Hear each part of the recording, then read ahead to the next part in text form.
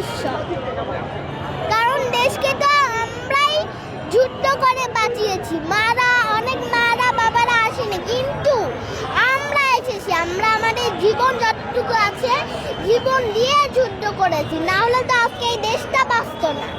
বরং স্বৈরাচার এখানে থাকতো, মানুষের উপর অত্যাচার করত।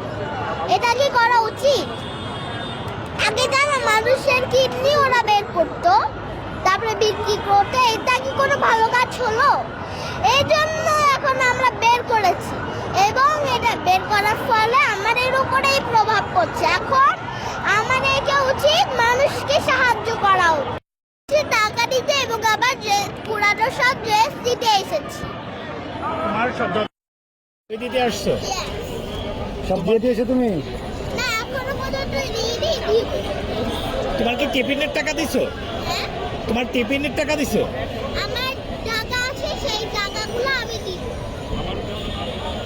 এটা হচ্ছে আমার জমানো টাকা, এবং আমি যখন ঈদে ছিল তখন আমি ইন্টারভিউ দিয়ে এই টাকাটা আমি হচ্ছে উপহার হিসাবে পেয়েছি।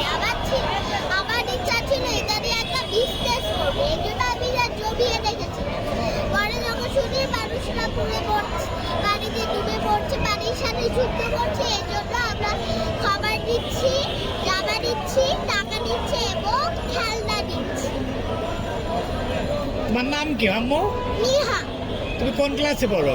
ক্লাস কেজি কোন স্কুলে? কোন স্কুল? কল্পনা। Thank এখনো পর্যন্ত কিছু সাহায্য করতে পারিনি, সাহায্য করার চেষ্টা করছি। আমার হাতে কি এটা? এটা হচ্ছে আমার কষ্ট উপার্জন টাকা। এখানে টাকা আছে তোমার?